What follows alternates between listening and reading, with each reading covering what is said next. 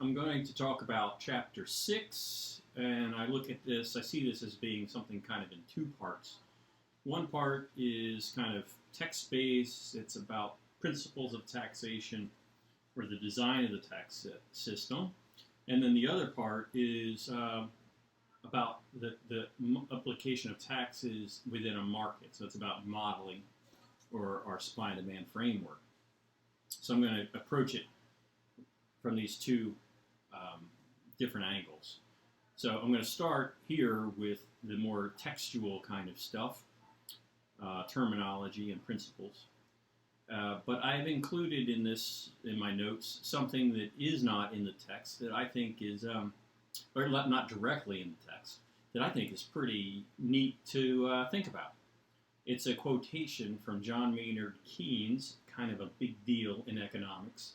It's Keynes was the academic architect of the New Deal, the policy solution to the Great Depression. And here comes the quotation. The political problem of mankind is to combine three things: economic efficiency, social justice, and individual liberty.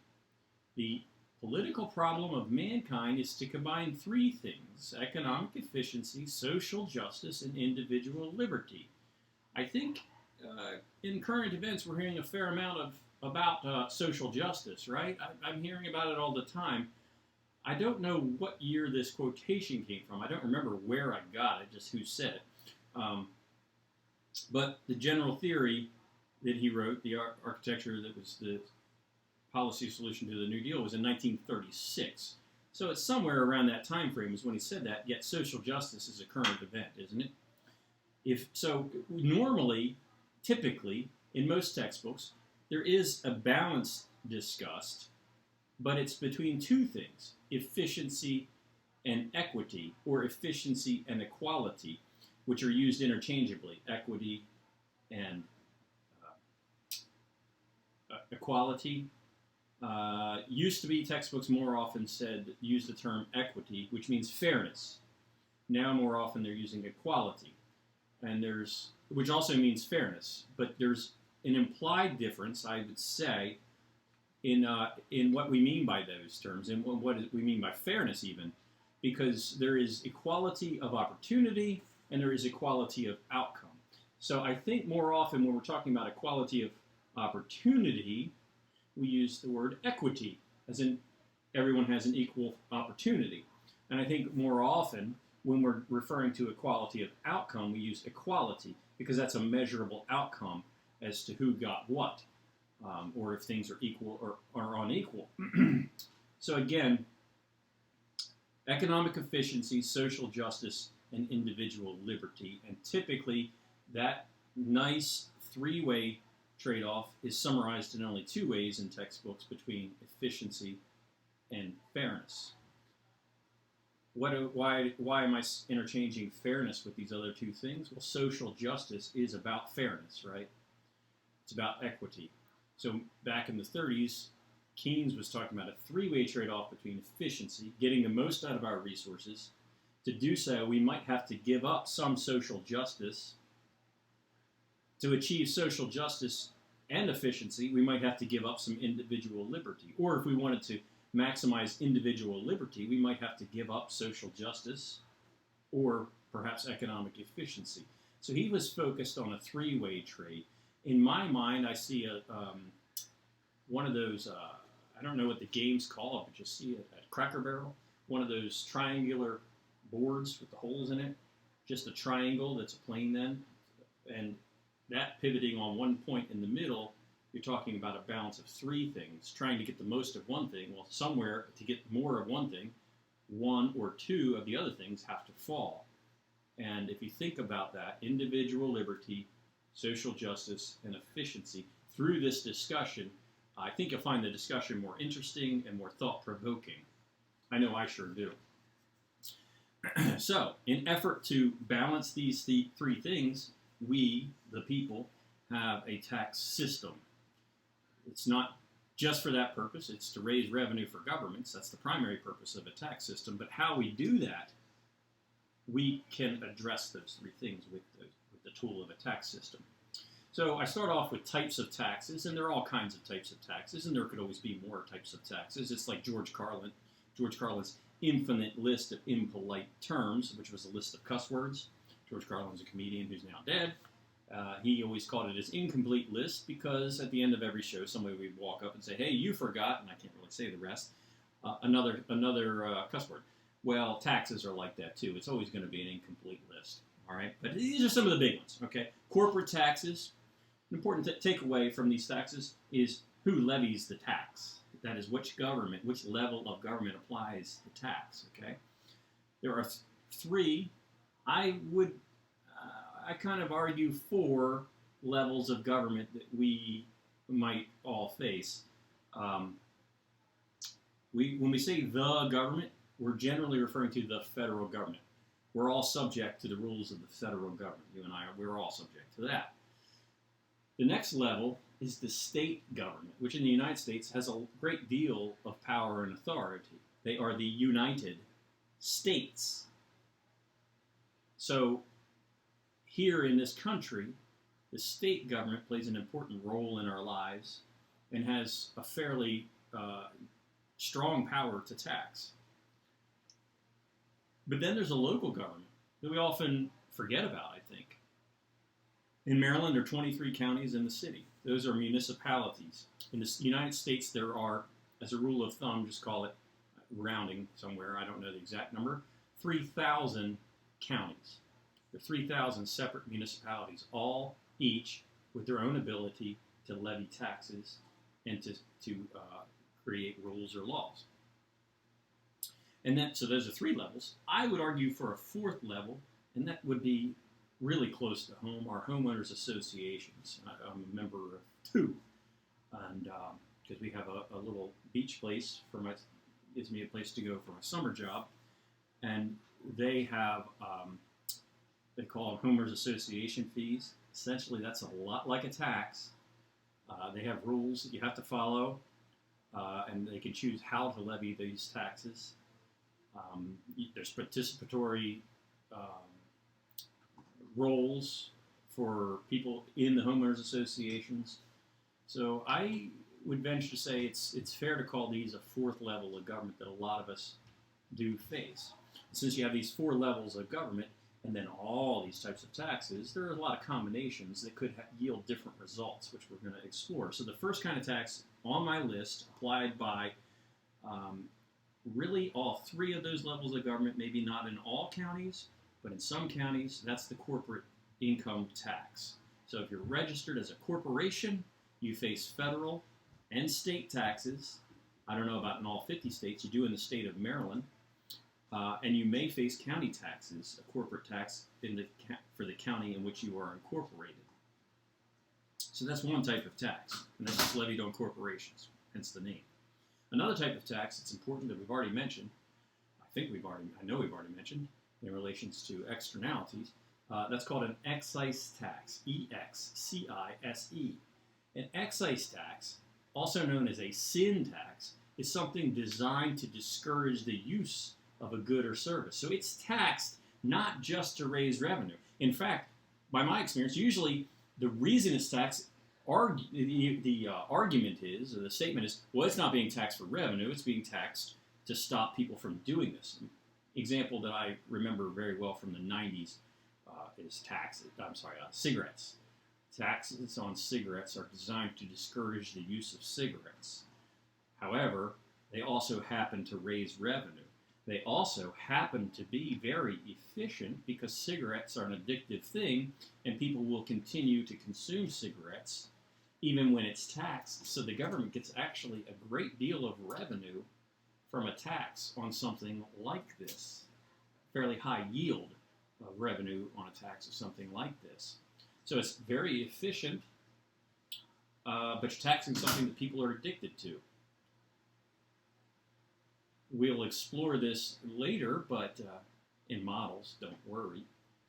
But it would be very efficient to tax things that people really need. But would that be just? Probably not. So hence, I'm alluding back to that balance between those three things. So that's what excise taxes are. Excise taxes are levied at the federal and state level. They're also levied at the local level, Montgomery County, with the plastic trash bags. I think many of us are familiar with that example.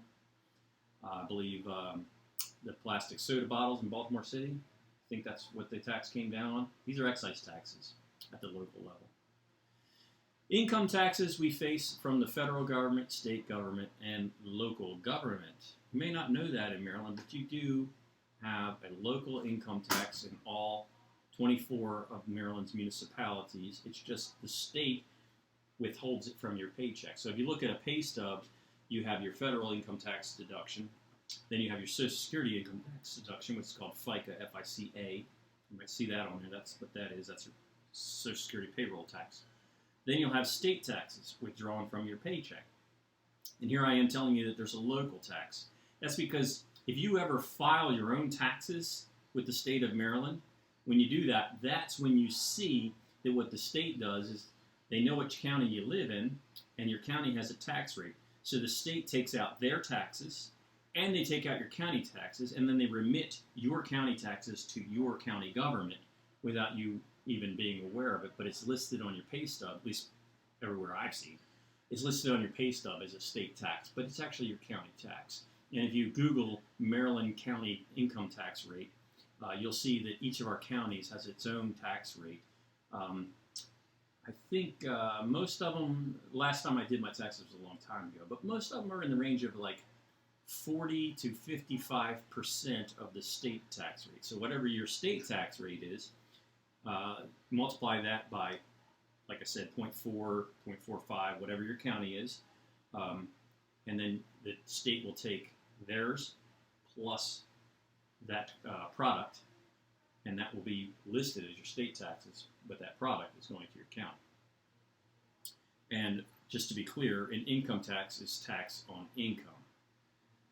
Now, not listed in here is fees or fines, but this is a good place to discuss the subtle difference between a fee or fine, because probably everyone watching this has at some point or other faced some kind of a government fee or fine for doing something wrong. I'm talking about speeding tickets, right? Speeding tickets, parking tickets. Where does that money go? It goes to a government. Who does it come from? From the people. Is it a tax?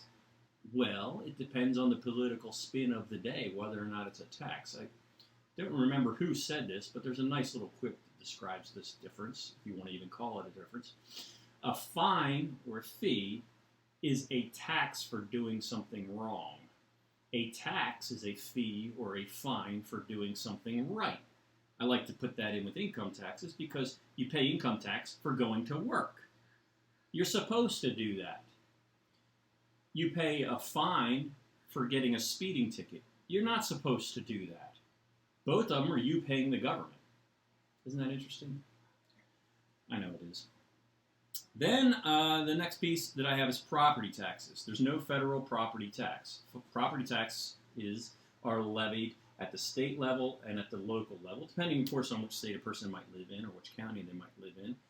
Just so you know, public education in the United States is mostly funded from your local property taxes, which has some interesting implications that we'll get to as we explore greater and greater layers of this onion called taxes.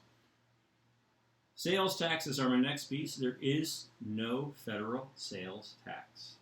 The federal government does not levy sales taxes. Sales taxes are levied at the state and local level. And, you know, we're neighboring the state of Delaware, which has tax-free shopping on their license plates, which is an outright lie. They actually do have a sales tax in the state of Delaware. It's called a gross receipts tax. It's levied on the seller side, on their gross receipts. I believe it's per month of how much revenue they bring in for whatever they sell. But it's really small. It's less than 1%. I think it's like 0.85% or something like that.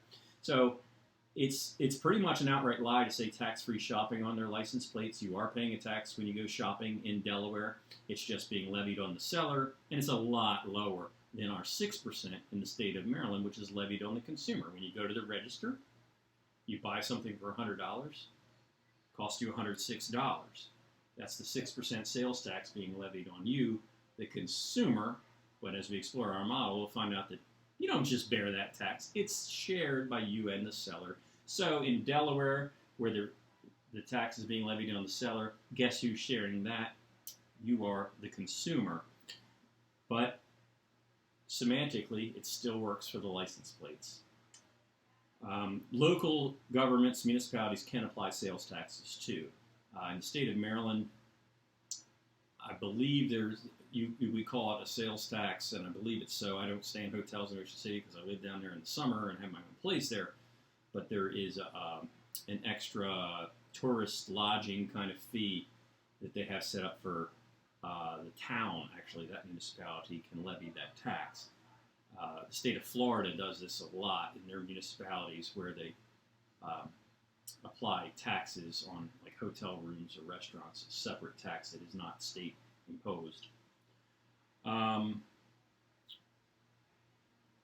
have in my notes, you can come up with your tax bill by looking at this link that I provided there, and it'll show you Maryland's taxes and rates, but you can put in various variables to see what the tax rates, the tax bills would be applied to those things that you enter. My next piece in my notes, I have a term that is not in your textbook that is interesting to consider. It was a term being thrown around more in the 90s than it has been since that I've heard, but I think it'll come back one day. It's a term that you might hear one day. The term is devolution. It's like revolution with a D. Devolution. That's the shifting of government services away from the federal level to the state and local level. You might often hear in like political arguments, centralized power or centralized authority versus localized power or localized authority. A shift away from central authority, federal government, to local government would be called devolution. So, again, just a good term to be aware of. My next piece is about budgets, which I think is stuff that most everyone knows. In the interest of keeping these videos in short snips, I'm going to stop here and just start another video for basically page 2 of my notes and starting with budgets.